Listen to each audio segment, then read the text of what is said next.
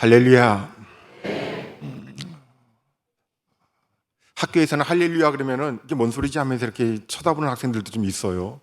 근데 교회에서는 할렐루야라면 이게 아멘으로 화답해 주지 않아요. 근데 저는 전도사 시절 때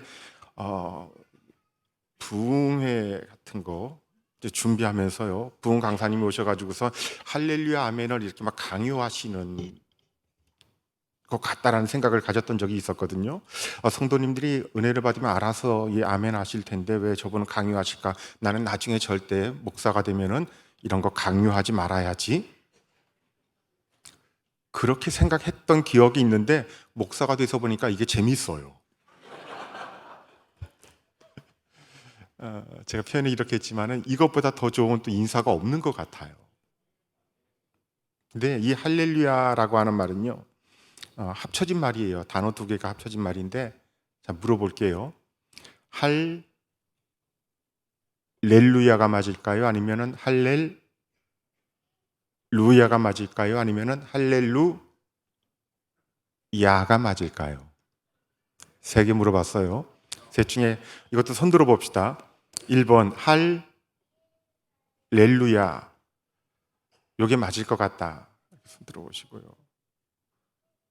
손 내리시고요. 두 번째, 할렐루야, 할렐루야, 이게 맞을 것 같다. 손 들어 보시고요. 꽤 많이 드셨어요. 세 번째, 할렐루야, 요게 맞을 것 같다. 이게 손 들어 보시고요. 예.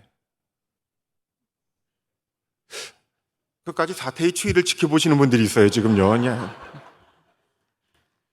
3번이 맞아요. 할렐루야, 할렐루. 우리가 함께 찬양하자, 높이자. 누구를? 야훼를, 여호와를. 야가 여호와, 야훼라는 뜻이거든요. 임마누, 우리와 함께 계신다. 누가? 엘, 하나님께서. 그래서 구약 시대 때에도 할렐루라고 이렇게 앞에서 이야기하면은 야로 화답을 했단 말이에요. 우리도 해봅시다. 할렐루. 당연히 야가 컸겠죠. 할렐루. 정말 우리 하나님을 높이시는 복된 우리 하늘 이음교회 성도들 다 되시기를 우리 주님의 이름으로 축원드립니다. 자, 이름 가운데 야자로 끝나는 이름들이 있어요. 이사야도 그렇고요. 그리고 오늘 예레미야를 좀 살펴보려고 하는데요. 예레미야도 야자로 끝나요. 근데 이 영어로 이야기하면 제레마이어라고 하는 말인데 맨 마지막 단어 H를요, D로 바꾸면은 제레마이어드라고 하는 단어가 돼요. 영어 단어에서 가장 큰 슬픔을 이야기할 때 제레마이어드라고 하는 그런 단어를 써요.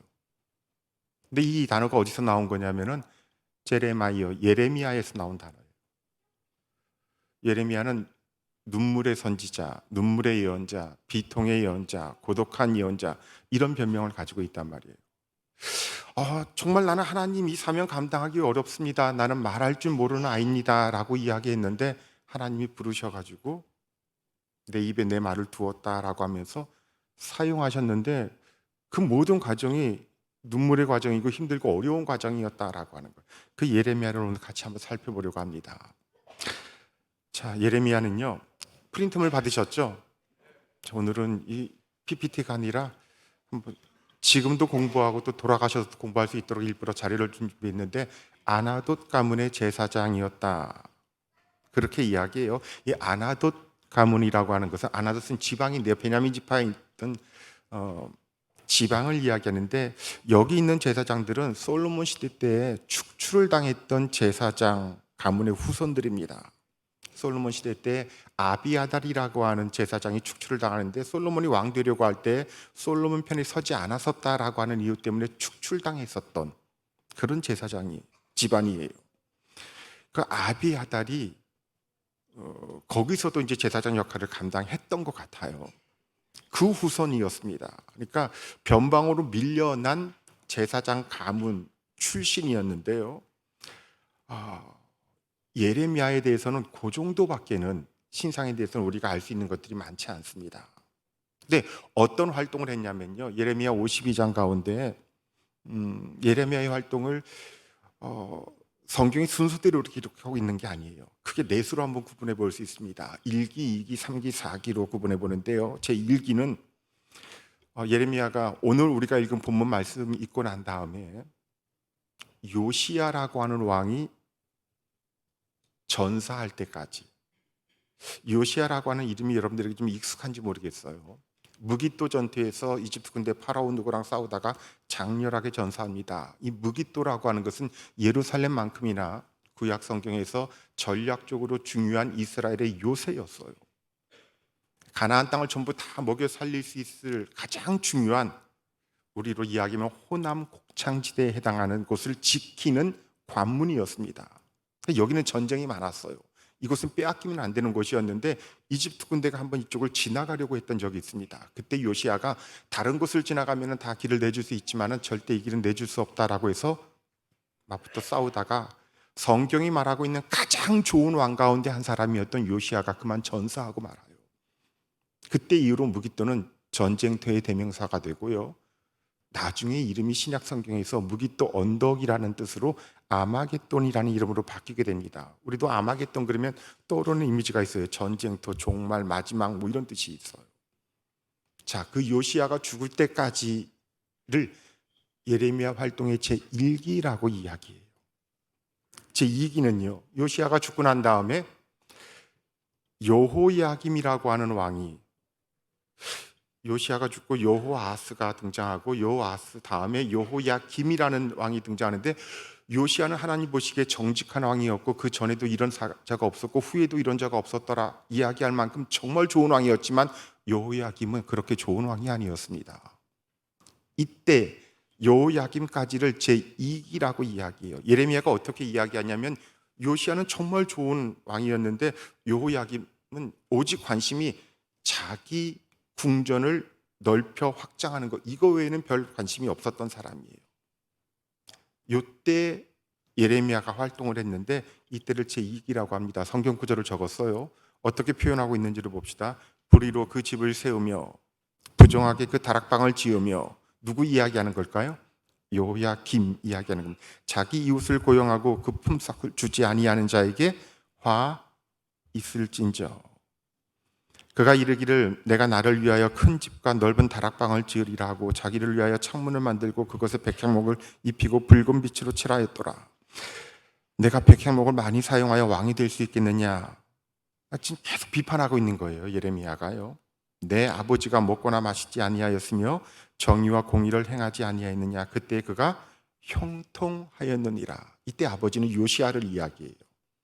여호아스도 아들이었고 여호야김도 아들이었는데요, 아버지 때는 하나님을 두려워하면서 자기 집 짓는 데에 관심이 있었던 것이 아니라 어떻게 하면 하나님을 기쁘시게 할 수 있을까, 여기에 관심이 있었던 그 본을 따라가지 못하느냐 질책하고 있는, 이때를 제2기라고 보통 이야기해요. 그 다음에 제3기는요, 예레미야서 가장 많이 다루고 있는 부분인데요, 시드기야라고 하는 마지막 왕이 재위하고 있었던 기간입니다. 오늘 다루게 될 부분이에요. 그리고 제4기는요, 남유다 왕국이 587년에 바빌론 제국에 의해서 무너집니다. 무너지고 난 다음에 예레미야가 애굽으로, 이집트로 끌려가서 거기서 생을 마감하게 되는데 이때를 제4기라고 볼 수 있어요. 근데 1기, 2기, 3기, 4기는 성경의 순서대로 기록되어 있지 않습니다. 이걸 정리하는 것은 난제 가운데 하나가 돼요. 나름대로 오늘 우리 같이 한번 정리해 보도록 그렇게 했으면 좋겠습니다. 자, 1장 1절에서 10절까지 말씀을 읽었는데 하나님께서 예레미야를 부르셨어요. 내가 너를 모태에 짓기 전에 너를 알았고 내가 배에서 나오기 전에 너를 성별했고 너를 여러 나라의 선지자로 세웠노라. 예레미야가 이야기합니다. 슬프도소이다. 하나님이 부르셨다는데 슬프도소이다. 주 여호와여 보소서 나는 아이라 말할 줄 알지 못합니다. 하나님 어쩌자고 저 같은 사람을 부르셨습니까? 라고 이야기해요. 이때 이 장면은 이사야를 부르실 때의 모습하고는 좀 달라요. 하나님이 이사야를 부르실 때는 성전 가운데 환상 속에서 이사야를 불러주시지 않습니까? 그때 이사야는 내가 여기 있나이다 나를 보내소서 하면서 즉각적으로 사명 감당하기 시작하지만 예레미야는 정말로 두려웠던 사람이었어요. 이걸 어떻게 감당하지 하면서요. 이런 모습을 보이고 있는 사람들이 예레미야뿐만이 아니고요, 모세도 그랬죠. 그 다음에 기드온도 그랬어요. 기드온 정말 겁쟁이였고요, 소심한 사람이었는데 하나님이 큰 용사다라고 불러주시면서 성경에서 가장 큰 전쟁에서의 가장 큰 승리 하나를 기드온 대첩이라고 보통 이야기해요. 300명 가지고요. 이길 수 없는 전쟁에서 큰 승리를 거두은 그런 용사로 만들어 주신 걸 우리가 압니다. 하나님께서 공통적으로 해주시는 약속이 있어요. 모세에게도 그랬고요. 너 혼자 가는 거 아니야. 내가 너와 함께 할 것이다. 여러분, 우리 하나님은 하나님의 일을 하실 때 어떤 특징이 있냐면은 창조의 일을 제외한 나머지 모든 일들은 사람과 함께 하신다라고 하는 거예요. 우리 하나님이 일하시는 하나님이세요. 내 아버지께서 이제까지 일하시니 나도 일한다라고 말씀해 주셨어요. 하나님은 딱 한 번 만들어 놓고 난 다음에 알아서 살라라고 하는 것이 아니라 정말 세심하게 우리를 돌아보시면서 우리와 함께 일하시는 하나님이세요. 근데 그 일을 하실 때 너 한번 잘해봐 이렇게 관망만 하시는 것이 아니라 내가 너와 함께 할 것이다. 그 함께 하시는 하나님의 능력으로 우리가 이 사명들 감당할 수 있는 거예요. 모세에게도 내가 너와 함께 할 것이다 라고 약속해 주셨고요. 모세가 떠난 자리를 여호수아가 채워야 되는데 여호수아 앞부분에 보면은 두려워 떠는 여호수아의 모습이 계속 나와요. 그래서 하나님 계속 말씀하시는 게 놀라지 말라. 내가 너와 함께 할 것이다. 내가 모세와 함께 했던 것처럼 너와 함께 할 것이다. 계속 그 말씀을 하시는 이유가 두려워 말라, 겁내지 말라 하시는 이유가 그만큼 여호수아도 이렇게 두려워 떨었다라고 하는 거예요. 하나님이 주시는 약속은 내가 너와 함께 할 것이다. 기드온에게도 내가 너와 함께 할 것이다. 예수님도 당신의 제자들에게 내가 세상 끝날까지 너희와 함께 할 것이다 라고 했죠. 그 약속은 지금도 여전히 유효한 줄로 믿습니다. 우리 하나님, 내가 너와 함께 할 것이다 약속해 주시고 그 약속을 지키신 하나님이세요. 그 하나님의 약속이 오늘 함께 찬양한 우리 아이들과도 늘 함께 하시기를 우리 주님의 이름으로 축원합니다. 그렇게 예레미야가 이 사명 감당하기 시작해요. 그리고 하나님은 예레미야에게 내가 이스라엘과 가장 큰 사랑을 맺었던 기간이 언제였는 줄 아냐? 그때는 광야 기간이었다. 광야 가운데 있을 때 그때는 이스라엘이 나를 사랑하고 내가 이스라엘을 가장 크게 사랑하고 우리 사이에 가장 큰 사랑이 꽃 피었었던 기간이다 하면서 광야 시절을 마치 첫사랑의 시기처럼 말씀해 주세요. 예레미야 2장 2절 말씀이죠. 가서 예루살렘의 귀에 외칠지니라 여호와께서 이와 같이 말씀하시기를 내가 너를 위하여 내 청년의 인애와 내 신혼 때의 사랑을 기억하노니. 이때 신혼 때가 언제를 이야기할까요? 광야 시절을 이야기하는 거예요. 그 예전에 정말 어렵고 힘들었었고 광야를 지나왔던 그 40년의 여정이 사실 우리 사이에서는 신혼 기간이었다라고 말씀하세요. 가장 큰 사랑이 싹 트고 있었던 기간이었다는 이야기죠.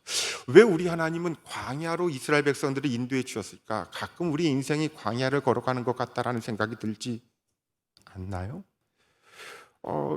하나님 왜 이렇게 힘들죠라는 생각이 들 때 있단 말이에요. 광야는 바람과 전갈, 황무함 이런 것만 있는 곳이 아니에요. 하나님과 우리 사이에 가장 큰 사랑이 싹 트는 기간, 그 장소가 저는 광야라고 믿어요. 광야를 히브리어로 미드바르라고 합니다. 찾으셨어요? 미드바르라고 이야기해요. 저는 이 단어를 보면서 정말 놀랐어요. 미드바르가 무슨 뜻이냐면요, 미는 전치사 from이라는 뜻이에요. 뭐뭐로부터 또는 뭐뭐 가운데 뭐 이런 뜻을 가지고 있어요. 미는 그런 뜻이에요. 드바르가 중요해요. 드바르가 뭐냐면 말씀이라는 뜻이에요. 그럼 미드바르를 우리말로 다시 한번 번역을 해봅시다. 미드바르는 무슨 뜻이 돼요? 말씀으로부터, 말씀 가운데, 말씀에서 이런 뜻이 돼요. 광야는 먹을 것이 없어서 죽는 것이 아니고요. 광야는 우리가 원하는 그 무엇이 보이지 않는다고 해서 그래서 자멸하는 것이 아니라 하나님의 말씀이 아니고서는 단 하루도 살아갈 수가 없는 것이 이게 광야인 거예요. 우리가 살아가는 광야의 모든 여정은 하나님이 주시는 말씀으로 이겨낼 수 있는 곳이 그게 광야라고 하는 거예요. 하나님이 우리를 광야로 보내주신 이유는 이 가운데에서 너희가 이 말씀 가지고 정말 살아갈 수 있는가라고 하는 것을 세상에 보여주려고 하는 것이 그게 광야인 거예요. 이 광야 40년 다 지났을 때 이 기간은 내가 너를 시험하는 기간이었다. 신명기에서 우리 주님 그렇게 말씀하세요. 내가 너를 시험하는 기간이었다. 그러면서 아마 우리 인생에서도 아마 그럴 것 같아요. 너희 의복이 헤어지지 아니하고 내 발이 부르트지 아니하였다. 내가 너와 함께 있었던 기간이었다. 근데 너 참 잘했어 라고 하면서 주님이 이렇게 엄지손가락으로 이 먼지를 닦아주실 것 같아요. 세상 속에서 묻어있는 그 모든 먼지들 뭐 이런 것들요, 지나오면서 묻어있는 다 닦아주면서 너 정말 잘했어. 너 정말 잘했어. 내가 같이 왔는데 나 그때 참 조마조마했다. 너 보면서 너 믿었어. 네가 나를 믿는 것처럼 나도 너를 믿었어. 너 잘했어. 네가 살아온 그 길이 맞아. 그게 성도의 삶인 거 맞아. 여러분 그러면 되잖아요, 그렇죠?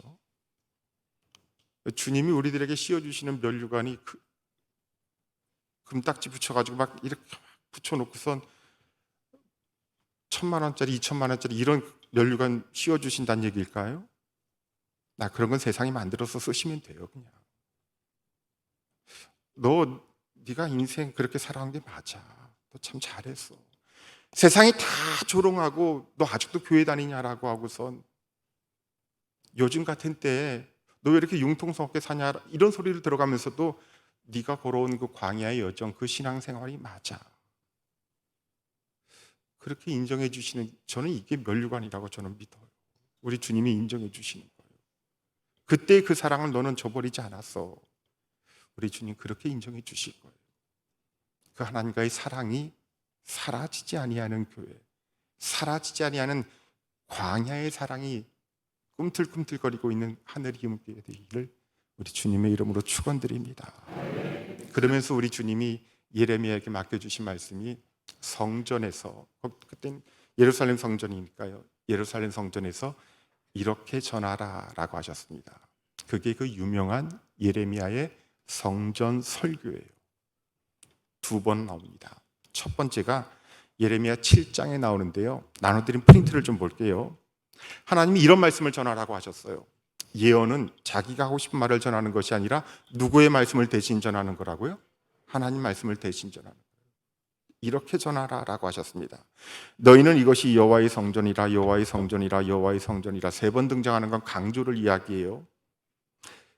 이 거짓말을 믿지 어떡하라고요? 이건 너무 충격이었어요.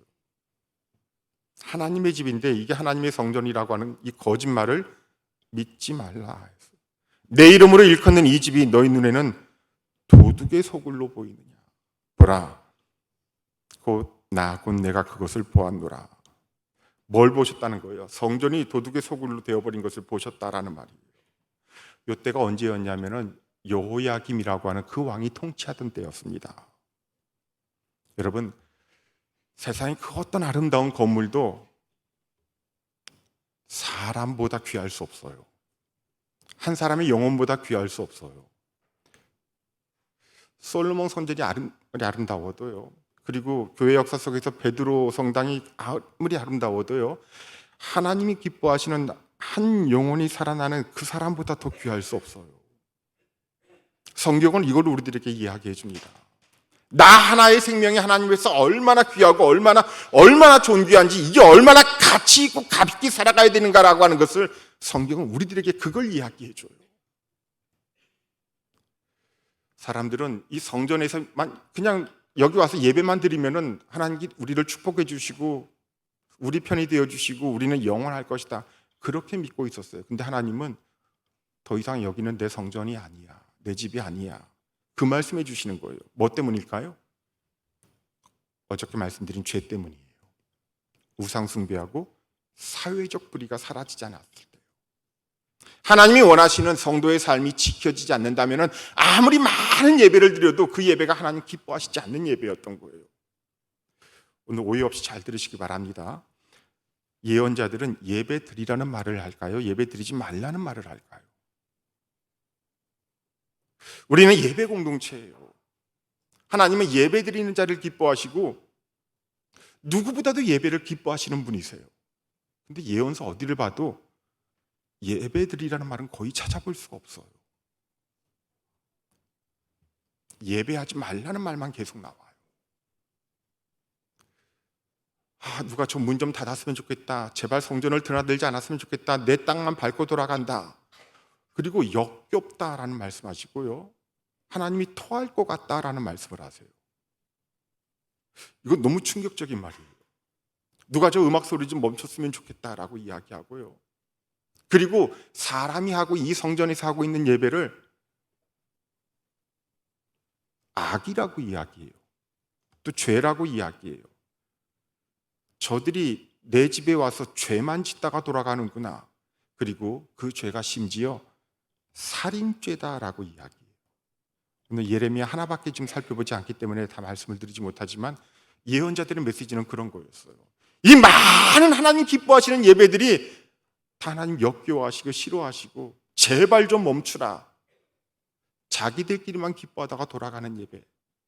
이게 나한테 무슨 예배가 되지? 내가 원했던 예배는 이런 게 아니었는데 라고 하면서 다 쫓아냈으면 좋겠다. 모든 예언자가 다 이런 이야기를 해요. 그러면 정말 우리 하나님 예배를 싫어하신다는 이야기일까요? 아니에요. 누구보다도 여전히 예배를 좋아하시고 예배를 기뻐하시고 우리를 통해서 받으시는 예배를 기다리신 하나님이시지만 바른 예배를 드리라는 이야기. 그 바른 예배, 예레미야가 이야기하고 있는, 아니 다른 모든 예언자가 이야기하고 있는 그 바른 예배는 주일날 한번 왔다가 돌아가는 그런 예배가 아니라 유혹과 욕망이 꿈틀거리는 세상 한가운데에도 여전히 크리스찬답게 살아가고 있는 삶 가운데 하나님 기뻐하시는 예배로 증명되어야 한다라고 하는 거예요. 여기까지가 예배라는 거예요. 나 오늘 은혜 많이 받았어. 그건 목사님이 설교를 잘하신 거지 내가 은혜 받은 게 아니에요. 은혜는 정말 하기 싫은 말씀, 내가 듣기 싫은 말씀, 졸려 죽겠는 말씀을 하셨음에도 불구하고 그 말씀이 내 가운데 살아있어서 이게 왜 기억이 나가지고서 그 말씀 때문에 내 삶의 방향이 정해지고 내 삶이 바뀔 수 있는 추진력이 내게 생겼다라고 하는 거, 그리고 그 추진력대로 말씀이 나를 이끌더라라고 하는 거, 이게 진짜 은혜인 거예요. 이런 꿈틀거리는 은혜가 살아있는 그런 하늘 임교회가 되기를 바랍니다. 그래서 사람들끼리만 와서 좋아하는 그런 예배, 처소, 성전, 여호와의 성전이라고 하는 거짓말 믿지 말라라고 하나님이 이렇게 전하게 하셨어요. 예루살렘만 그랬던 것이 아니다. 그 전에 있었던 하나님의 집이 이미 무너지지 않았냐? 그거 내가 버린 거다. 내 집을 내가 버린 거다. 여러분, 성경에서 예루살렘 성전이 지어지기 전에 하나님이 하나님의 이름을 두신 곳으로 정하신 곳이 있었어요. 그게 어디였냐면 법궤가 있었던 장소 있죠. 블레셋 사람들에게 법궤 빼앗겼었던 거기 제사장직을 감당했었던 사람이 엘리 제사장이었는데요. 실로라는 이름 들어보신 적 있어요? 하나님이 버리셨다라고 이야기해요. 사람들이 볼 때에는 블레셋이 무너뜨린 것 같지만은 사실은 내가 버린 거야. 예레미야 7장 12절 말씀 볼게요. 너희는 내가 처음으로 내 이름을 둔 처소 실로에 가서, 이것도 성전이었던 거예요. 성소였죠. 그때는요. 내 백성 이스라엘의 악에 대하여 내가 어떻게 행하였는지를 보라. 그 당시 이미 폐허가 되었거든요. 하나님의 이름을 두시려고 정하신 곳, 내가 어떻게 했는지를 봐라. 버렸다. 폐허가 됐다. 그러면 이 성전은 여기도 그럴 수 있다. 예루살렘도 비교할 수 없는 거예요. 그러면 우리 시대에 우리들의 삶도 마찬가지예요. 그 어떤 절기나 형식이 하나님 기뻐하시는 참다운 예배를 대신할 수 없습니다. 예배는 하나님이 받으셔야 예배지 우리가 드린다고 해서 예배가 되는 거 아니에요. 하나님이 받으시는 예배, 하나님이 받으시는 삶, 우리 아이들 될 수 있기를 바랍니다. 하나님이 받으시는 삶이요. 7장 8절 말씀이에요. 보라, 너희가 무익한 거짓말에 의존하는도다. 너희가 도둑질하며 살인하며 간음하며 거짓 맹세하며 바라게 분양하며 너희가 알지 못하는 다른 신들을 따르면서 내 이름으로 일컬음을 받는 이 집에 들어와서 이렇게 지 하고 싶은 대로 다 살면서 여기 와서 하나님 사랑합니다, 기뻐합니다, 이런다고 해가지고 이게 온전한 예배가 되는 게 아니라는 거예요. 복음서에서 예수님이 성전을 가리켜 도둑의 소굴이라고 말씀하셨던 적이 있어요. 그때의 도둑의 소굴은 예레미야가 했던 이 표현에서 나온 말씀이에요. 가장 아름다운 장소도 가장 지저분한 것이 될 수 있고, 가장 초라한 것도 하나님 보실 때 가장 아름다운 성전이 될 수 있어요. 저는 생각해 봅니다. 만약에 우리 예수님께서 우리나라에서 조선시대에 활동하셨다면 기독교의 상징이 지금은 뭐가 됐을까요? 처음서부터 십자가가 기독교의 상징이 아니었죠. 기독교의 처음 상징은 물고기였어요. 그러다가 십자가가 됐어요. 만약에 우리나라에서 예수님이 사역을 하셨다면 기독교의 상징은 뭐가 됐을 수도 있을 것 같아요. 춘향이가 목에 걸었던 칼, 이런 거 있죠. 그게 어쩌면 기독교의 상징이 될 수도 있었을 거예요. 만약에 예수님이 6월절 최후의 만찬을 우리나라에서 만약에 하셨다면요, 떡과 포도주가 아니라 뭘로 이렇게 성만찬 하셨을까요? 야, 목사님 하고 싶었던 말이었어요. 또 떡 대신에 우리는 빵 대신에 뭐 써요? 보리밥 같은 거요. 성만찬 그렇게 하셨을 것 같아요. 막걸리 했을 수도 있어요. 아니면 보리차를 했을 수도 있고요. 하나님이 사용하시는 방법은 우리의 생각에 가둘 수 없어요. 가장 아름다웠던 제1, 2, 3차 성전보다 더 아름다웠던 성전은 그 당시에 카타콤이라고 하는 지하 무덤이었어요. 옆에서 시체가 썩어가지만 거기서 모여서 예배드리는 그 예배는 하나님이 받으셨던 가장 아름다운 예배였어요. 분명 우리 다음 세대는 우리하고는 또 다른 환경 속에서 하나님께 예배드리게 될 거예요. 그때도 우리 하나님께서 나는 정말 가장 귀한 예배를 이들을 통해서 받으신다라고 그렇게 하나님께서 인정하실 수 있는 그런 믿음의 계대가 더 귀하게 이어지기를 바랍니다. 하나님이 지금 예레미야에게 이 성전에 있는 사람들 내어 쫓아버리시는 이야기예요. 성전을 버리시는 이야기예요. 그럼 백성들은 이 예레미야의 말을 어떻게 받아들였을까요? 못 받아들여요. 하나님은 분명 말씀하시지만 백성들은 자기들이 원하는 게 있는 거예요. 이걸 못 받아들여요. 이게 첫 번째 성전 설교였어요. 두 번째 성전 설교를 봅시다. 26장 6절에 가면요, 내가 그들에게 이와 같이 이르라. 이걸 한번 여러분들 읽어주실래요? 시작.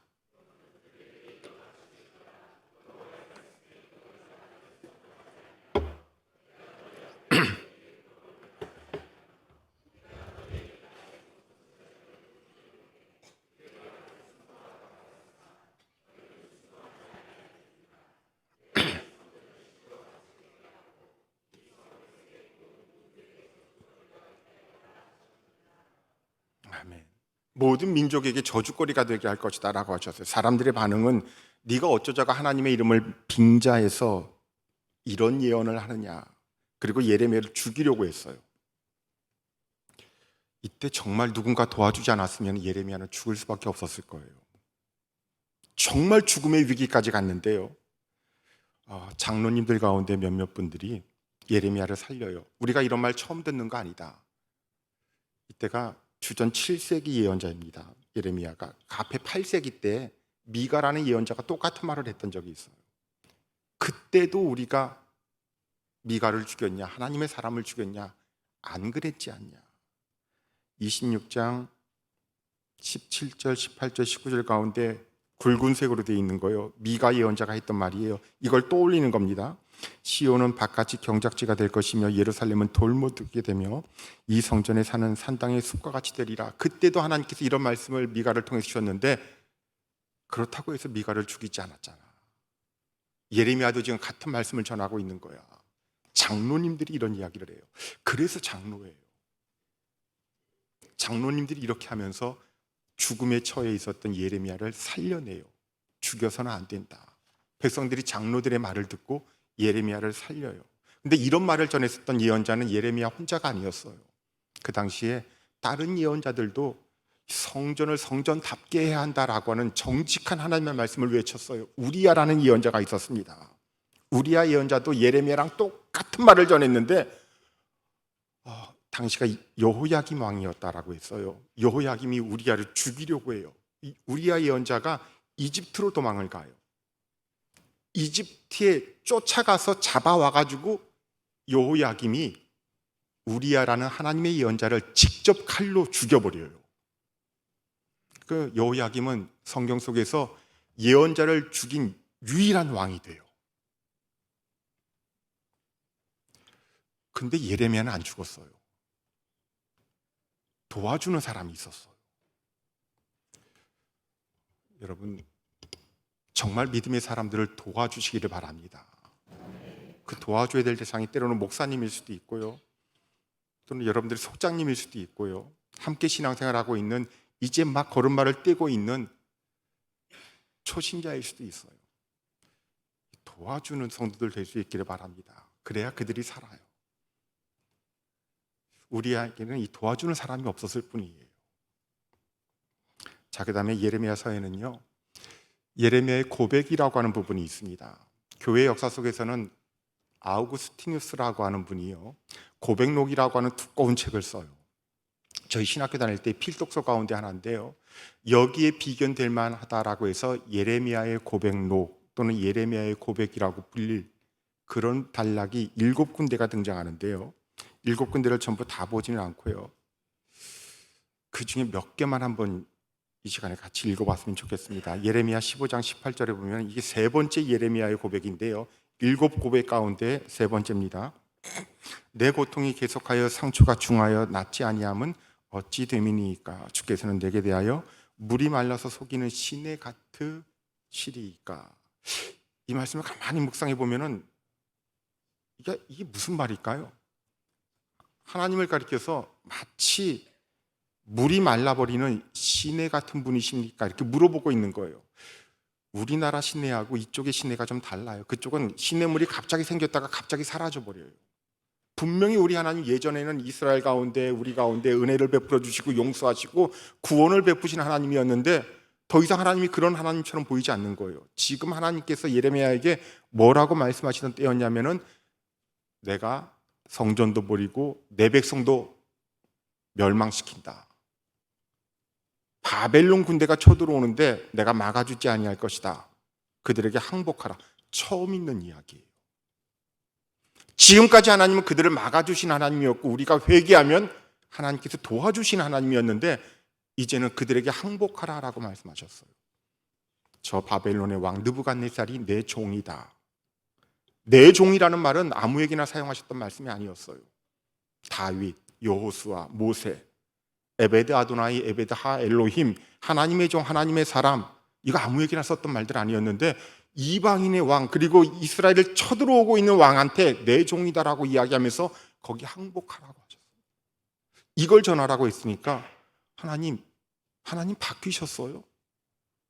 왜 예전에 안 그러셨는데 지금은 말라버리고 사라져버린 시냇물처럼 우리에게 그렇게 다가오십니까? 그리고 그걸 왜 나에게 전하라고 하십니까? 이제 막 죽음의 위협에서 벗어났는데 저보고 또 죽으라고 하는 말입니까? 이 고백을 담고 있는 거예요.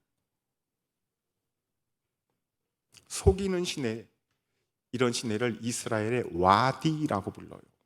비가 갑자기 오면 시냇물이 생겼다가 그 다음날 가서 보면 자국만 남아있고 물은 없어져 버린, 사라져버린 시내, 그런 시내 같은 분이십니까? 하나님 제발 우리를 도와주십시오. 15장 1절에 하나님이 이렇게 말씀하세요. 모세와 사무엘이 내 앞에 있다 할지라도 내 마음은 이 백성을 향할 수 없다. 왜 하필 하나님께서 모세와 사무엘이라고 이야기할까요? 공통점을 찾으셔야 돼요. 모세와 사무엘에게 있는 공통점 뭘까요? 자기 백성을 위해 중보기도했었던 지도자들이, 가장 위대한 지도자 두 사람을 꼽으면 성경에서, 구약에서 모세와 사무엘입니다. 하나님, 저들을 용서하여 주옵소서. 그리 아니하실 때 차라리 하나님 기록하시는 그 생명책에서 내 이름 지워버려 주옵소서라고 했던 그 사람이 이 모세였어요. 시내산에서 십계명 들고 내려왔는데 우상 숭배하고 있었단 말이에요. 들고 있던 십계명 돌판을 어떻게 해요? 깨뜨렸어요. 그 십계명 돌판, 그거 누가 만드신 거예요? 모세가 만들었어요? 하나님이 만드신 거예요. 거기 있는 글씨는 누가 쓰신 거예요? 누가 썼겠지 그러면 안 돼요. 하나님이 쓰신 거예요. 그 돌판은 하나님이 쓰신 것이고 거기 있는 그 글씨는 하나님이 친히 쓰신 것이라.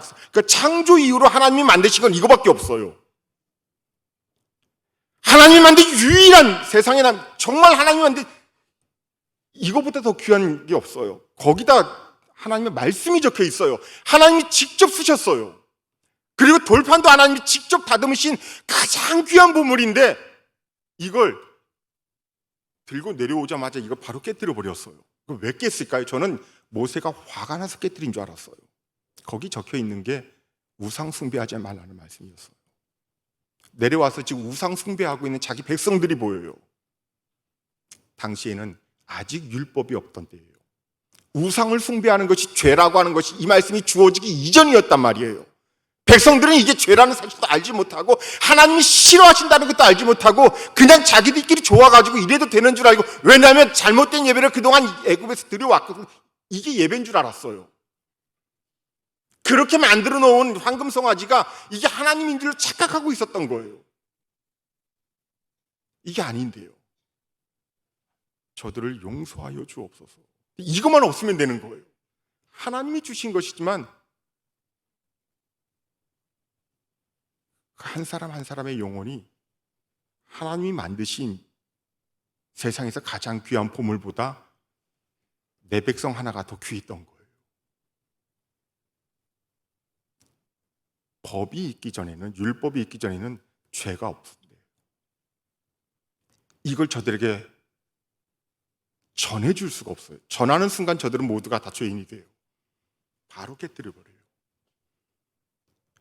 하나님은 다시 올라오라고 하셨어요. 모세가 뭐라고 기도해요?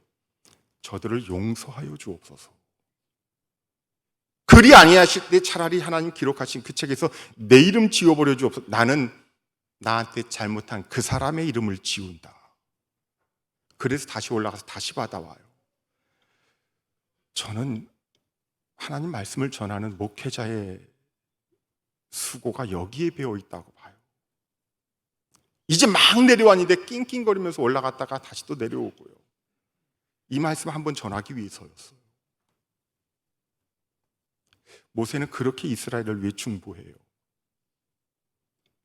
사무엘은 내가 이들을 위하여 기도하기를 쉬는 죄를 범하지 않겠나이다. 이거 다 설명할 수가 없어요. 자기 백성을 중보하는 리더의 절절한 마음이 그 안에 있어요. 그들이 나를 위하여 기도한다 할지라도, 내 앞에 있다 할지라도 지금 내 마음은 변하지 않는다. 유다 왕국이 망한다. 지금 이 말씀 전하라는 거예요.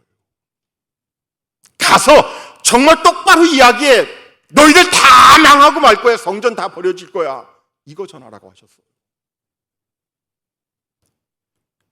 여섯 번째 고백에 예레미야가 이렇게 고백해요.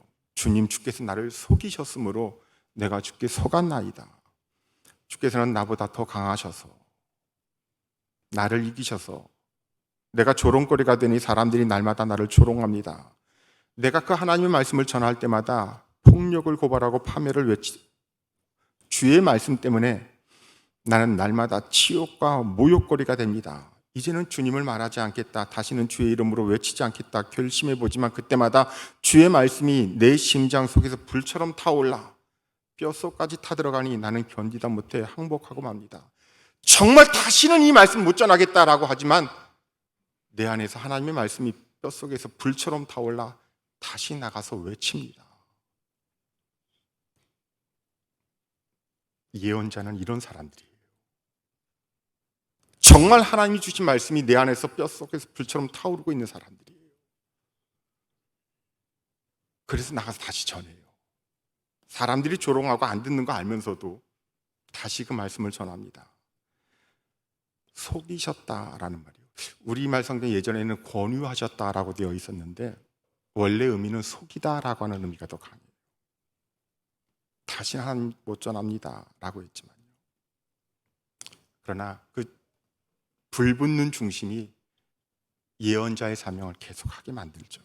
그리고 7번째 고백을 보면요, 하나님 왜 저를 태어나게 하셨습니까? 내 생일이 저주받았다면 내 어머니가 낳던 날 복이 없었어야 되는데 그때 내가 태어나지 않았더라면, 하나님이 나를 태어나게 하셔서 내가 이렇게 부끄러움을 당하고 있습니다.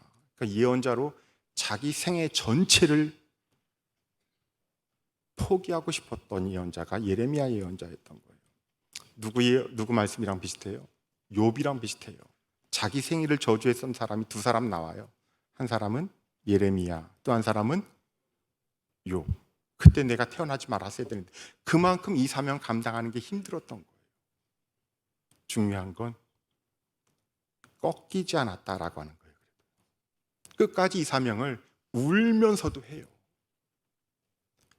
저는 성도의 삶은 울면서도 걸어가는 거라고 믿어요.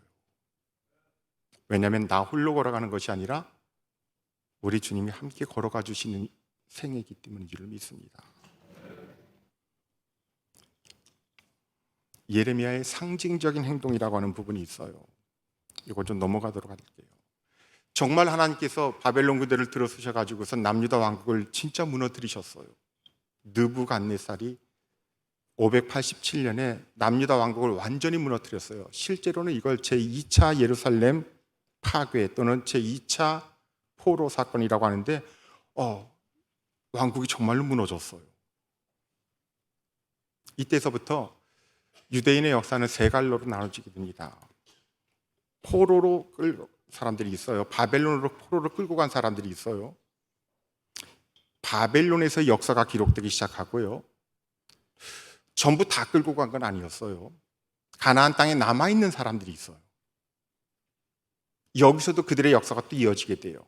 바벨론에 끌려간 사람들과 함께 하신 하나님, 그리고 가나안 땅에 남아있는 사람들, 이들의 이야기가 또 펼쳐지게 돼요. 그리고 또 하나의 부류가 있어요.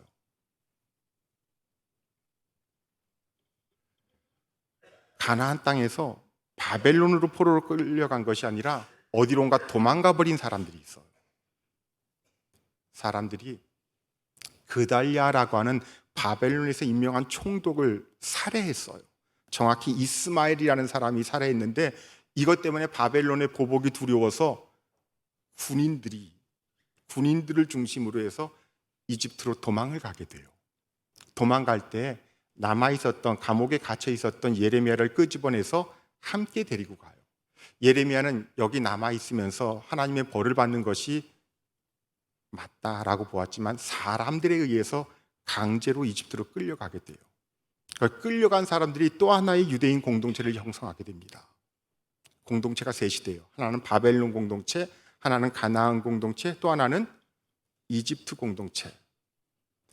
요즘에 구약학계에서 관심을 갖고 있는 건 이 제3부류예요. 이집트 공동체. 신약 성경으로 넘어가면 예수님이 이집트로 피난했을 때 거기서 유대인들과의 교류를 하게 된단 말이에요. 아주 어릴 때 요셉과 마리아가 애굽으로 도망갔던 적이 있잖아요. 헤롯의 칼날을 피해서 도망갔던 적이 있는데 그때 이집트에서 만났던 공동체가 바로 이 사람들의 후손들이었던 거예요. 엘레판틴 공동체라고 이야기하는데 역사 속에서 제3부류가 돼요. 하나는 어디라고요? 바벨론, 또 하나는 가나안, 그리고 또 하나는 이집트 공동체예요. 근데 이집트로 끌려갔다, 이집트로 도망갔다라고 하는 게 성경에서 어떤 의미가 있을까요? 하나님의 무서운 징벌이라고 하는 의미가 있어요. 그리고 가장 큰 저주라고 하는 의미가 있어요.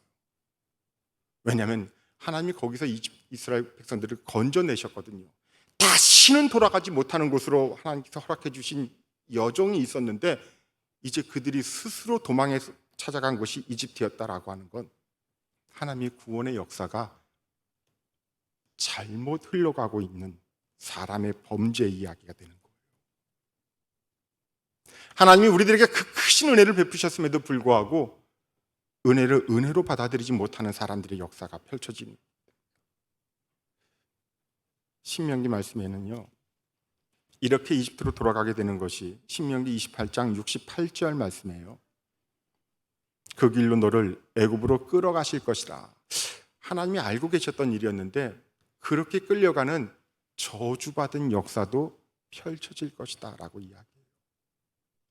그러나 그들도 하나님께서는 포기하지 아니하시고 버리지 아니하셨다라고 하는 게 중요해요.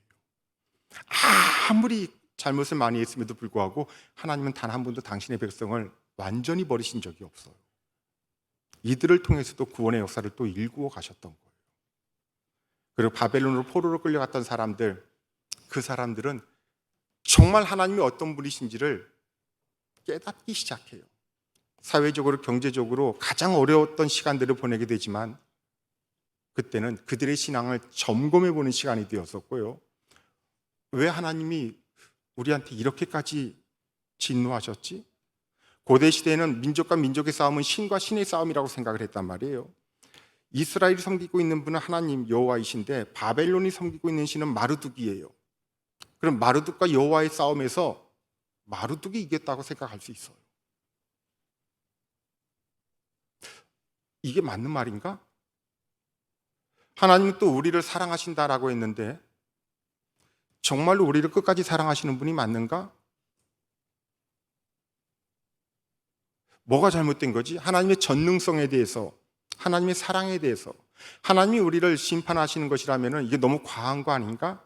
하나님의 공정성에 대해서, 예전에는 단 한 번도 생각해 보지 못했었던 진지한 질문들을 하나님 앞에 내어놓고 기도하기 시작해요.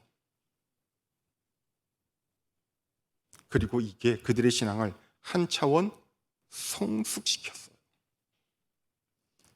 우리가 하나님 앞에서 잘못 살았구나. 하나님의 은혜를 주셨음에도 불구하고 그 은혜에 부합하지 못하게 살았구나.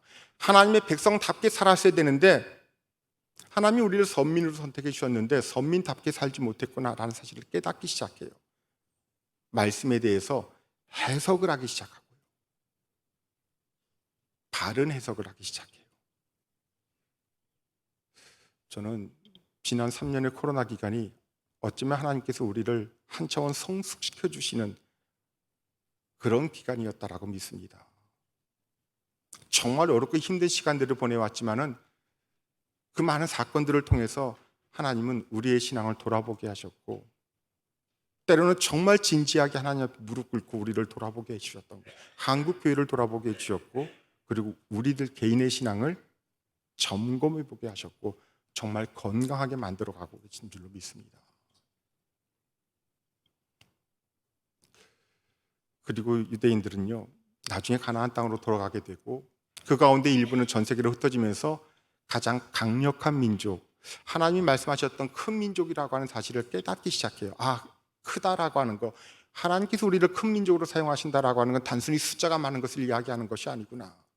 숫자는 지금도 많지 않아요. 이스라엘이라는 땅도 그다지 넓지 않아요. 여러분, 우리나라가 넓어요? 아니면 이스라엘이 넓어요? 어디가 더 넓은 땅일 것 같아요? 우리나라는 가나안 땅은요 28,000제곱킬로미터예요. 우리나라는요 21만 6,950이에요. 나 이 숫자가 왜 기억나는지 몰라요. 우리나라가 8배 넓어요. 근데 하나님께서 큰 민족이 되게 해주셨다라고 하는 것은 단순히 숫자가 많은 것, 땅이 많은 것, 돈이 많은 걸 이걸 이야기하는 것이 아니라 이 어려운 세상을 살아간다라고 할지라도 그 세상 속에서 얼마나 선한 영향력을 세상에 끼치며 살아갈 수 있는가라고 하는 거, 그게 큰 민족이 되는 거예요. 이런 민족으로 거듭나기 시작해요. 저는 오늘 함께 예배드렸던 우리 아이들이요, 하나님이 사용하시는 큰 사람이 되기를 바랍니다. 그리고 이렇게 함께 새벽 제단을 쌓고 있는 감리교회 성도들이 하나님이 사용하시는 큰 성도들이 되기를 바라요. 숫자가 많다는 걸 의미하는 것이 아닙니다. 비록 세상에서 2%밖에 되지 않아도 소금과 빛의 역할을 감당하는 하나님의 사람으로 당당하게 승리하며 살아가면서 여전히 우리 하나님, 우리 가운데도 지금도 역사하시는 살아계신 하나님이다라고 하는 것을 증거하며 살아가는 사람들, 그 사람들이 큰 사람이고 큰 민족인 줄로 믿습니다. 끌려간 사람들이 그걸 감당하게 돼요. 이집트로 끌려간 사람들도 마찬가지였고요, 바벨론에 끌려간 사람들도 마찬가지였던 거예요. 가장 어려운 광야를 걸어간다라고 할지라도 그 광야 속에서 우리는 매출하기가 없어서 죽는 것이 아니고 물이 없어서 죽는 것이 아니라 하나님의 말씀이 아니고서는 단 하루도 살아갈 수 없는 종족들이다, 믿음의 사람들이다라는 사실을 깨닫고 그 말씀 붙들며 살아가는 사람들, 그들이 크리스찬들인 거예요.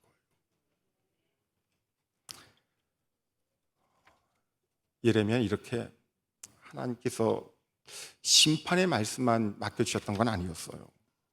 이제 말씀을 좀 맺으려고 할게요. 정말 죄송한데 오늘은 5분 정도만 더 할게요. 정확히 43분 지금 끝내려고 했는데 5분만 더 할게요. 희망의 메시지들도 전해요. 분명 하나님께서 바벨론을 사용하시는 거 맞지만 너희를 완전히 버리신 것이 아니다. 29장 5절 말씀에 새 언약과 희망 봅시다. 너희는 집을 짓고 거기 살며 그리고 너희가 거기에서 번성하고 줄어들지 아니하게 하라. 정말 하나님 버리셨으면은 이렇게 할 필요가 없어요. 너희가 거기에서 번성하고 줄어들지 아니하게 하라. 하나님은 뭘 말씀하시는 거예요? 바벨론 포로기 이유를 말씀해 주시는 거예요. 이게 희망의 말씀이었던 거예요. 번성하고 줄어들지 않게 하라. 이 말씀 디아스포라 유대인들의 모토가 돼요. 우리가 살아가는 세상이 아무리 어두워 보인다라고 할지라도 그 끝에 우리 하나님 기다리시는 언약이 있다라고 하는 거예요. 근데 예레미야는 바벨론 포로 기간이 70년이라고 이야기했어요. 여러분 다 그렇게 알고 계시죠? 근데 역사적으로 볼 때는요, 538년까지니까요. 587년에서 537년이니까 계산해 보면 몇 년이 나와요? 587에서 537을 빼면요, 50년이 나오죠. 분명히 50년이 맞는데 왜 70년이라고 이야기할까요?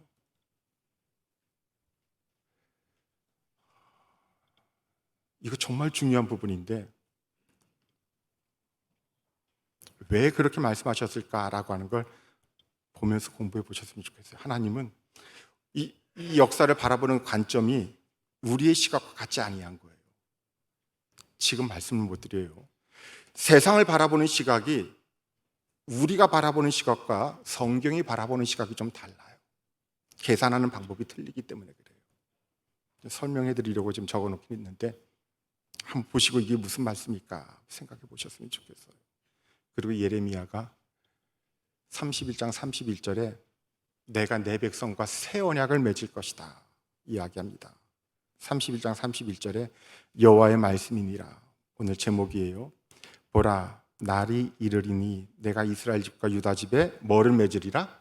새 언약을 맺으리라. 예수님 당시 때는 구약 성경밖에 없었다고 했죠.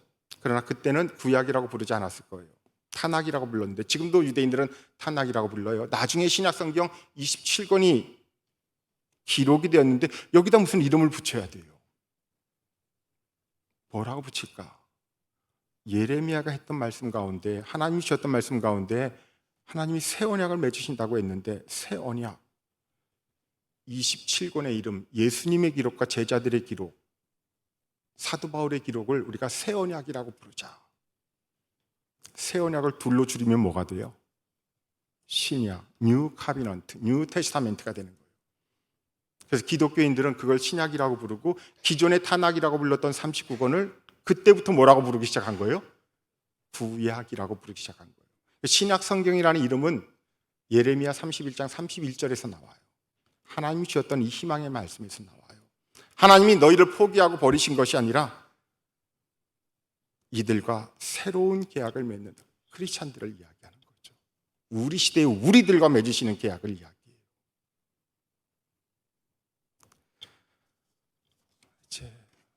예레미야서에는 거짓 예언자들이 그렇게 많이 나와요. 분명 하나님께서 이 말씀 전하라고 했는데 하나님 말씀이 아닌 것들을 전하는 사람들이 많았어요. 하나님이 우리에게 평화 주실 것이다. 이번에도 막아 주실 것이다. 우리 하나님 단 한 번도 우리를 용서하지 아니했던 적이 없지 않냐. 예레미야는 하나님 주신 말씀대로만 전해요. 이번에는 우리를 하나님께서 징벌하신다. 이것 때문에 고난당하고 눈물을 흘리고 힘들어했던 예언자예요. 근데 어느 게 진짜였어요? 예레미야가 진짜였죠. 구약 시대에 거짓 예언자들의 비율은 90%라고 이야기해요. 진짜 하나님께서 기뻐하셨던 참 예언자들은 10%밖에 되지 않아요. 공동체도 마찬가지예요. 하나님이 기뻐하시는 참 예배는 10%밖에 되지 않았어요. 우리 시대에도 마찬가지일 거라고 저는 믿습니다. 비록 그 10%밖에 되지 않아도 진짜 하나님 기뻐하시는 공동체를 만들어가는 자랑스러운 감리교인들 되기를 바랍니다. 정말 가짜가 많은 시대예요. 마무리 생각이에요. 왜 세상엔 그렇게 가짜가 많을까? 왜 기독교에는 그렇게 가짜가 많을까? 저는 이슬람에 이단이 있다, 사이비가 있다는 이야기를 거의 들어본 적이 없어요. 불교에 이단이 나타나서 막 설친다는 이야기를 거의 들어본 적이, 이단 그러면 전부 다 기독교를 사용하고 있어요. 이유가 뭘까요? 왜 기독교는 이단과 사이비가 이렇게 많을까요? 짝퉁이 있다는 말은 뭐가 있다는 이야기예요? 진짜가 거기 있기 때문에 그래요. 진짜가 없으면 짝퉁도 가짜도 이단도 사이비도 이게 생길 수가 없는 거예요. 기독교의 가짜가 많은 이유는 기독교가 진짜이기 때문에 그런 거예요. 정말 그 진짜를 만들어가는, 하나님이 보실 때 여기가 진짜가 맞다라고 하는 그 인정을 받으실 수 있는 그런 감리교를, 그리고 그런 하늘 이음교회를 만들어 가시는 복된 성도들 다 되시기를 우리 주님의 이름으로 축원드립니다. 기도합니다. 하나님 감사합니다. 이틀 동안